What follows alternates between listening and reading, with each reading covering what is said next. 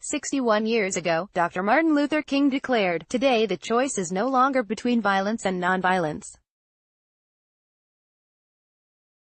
It is either nonviolence or non-existence.'" Emboldened by the success of the Montgomery Bus Boycott 2 years earlier, King saw nonviolence not only as a powerful strategy for achieving social change, he viewed it as a philosophy and way of life that gave the world its only genuine alternative to the doomsday scenarios posed by the Cold War arms race. As he said, "In a day when Sputniks and explorers dash through outer space and guided ballistic missiles are carving highways of death through the stratosphere, nobody can win a war. Today, as efforts to control nuclear proliferation appear to be unraveling or failing, and as countries like the U.S. and Russia are engaging in a newly intensified arms race," Dr. King's words carry new urgency. But there's another reason for urgency: climate change. Recent scientific reports, including a report issued this past October by the UN's Intergovernmental Panel on Climate Change, predict that at the present rate of fossil fuel consumption, the Earth will warm up by as much as 2.7 degrees Fahrenheit, 1.5 degrees Celsius, above pre-industrial levels by 2040, decades earlier than previously predicted. Severe impacts, major coastal flooding, intense droughts, increased levels of poverty around the world, will likely occur within the lifetimes of many people living today. These developments carry profound implications for human society, and for the issues of war and peace. Many researchers and policymakers acknowledge climate change is a major driver of human migration. Increasing numbers of people, displaced by flooding, decreasing crop productivity, and water shortages, will be forced to leave their homes in search of habitable spaces and viable livelihoods. The World Bank issued a report last March predicting that as many as 150 million people in sub-Saharan Africa, Latin America, and South Asia could be displaced within their home countries by mid-century. The United Nations has issued similar predictions as well.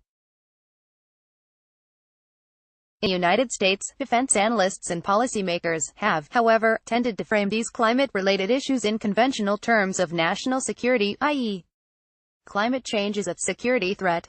This past January, for example, the Director of National Intelligence issued a worldwide threat assessment, in which climate change, along with other environmental factors, is seen as likely to fuel competition for resources, economic distress, and social discontent through 2019 and beyond. Back in 2017, the U.S. Congress included language in a defense policy bill to indicate that climate change is a direct threat to the national security of the United States and is impacting stability in areas of the world where the United States Armed Forces are operating today, and where strategic implications for future conflict exist. The problem with this kind of framing is that it omits any larger considerations of justice. Certainly increasing numbers of people today have expressed outrage at our government's treatment of people seeking asylum and safety at our borders, and have been appalled by the dehumanizing language used to paint migrants as criminals and terrorists. But now climate change, along with the expectation of millions of people being forced to move from their homes, is magnifying the challenges facing us. In the coming decades, environmental disruption will challenge many of us to rethink our ideas about justice, about borders, about our responsibilities to people beyond our borders, and about our interconnections with all human beings.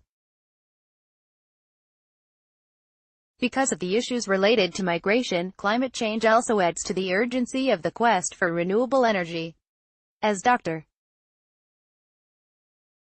King declared, "True peace is not merely the absence of tension, it is the presence of justice. As I continue to visit detainees at a local immigration detention facility, I can only ask what kind of justice incarcerates an undocumented person for a minor traffic infraction? What kind of justice allows Exxon executives to be amply compensated for conducting disinformation campaigns on climate science while being fully aware of its validity?" Dr. King wisely noted that nonviolence seeks to defeat injustice, not people. It is not about retribution, but about so dramatizing the injustices that genuine change can occur. It is a lens for clarifying the values and choices before us, helping us see which paths lead to mutual destruction, and which to human thriving and well-being. We are at that crossroads today.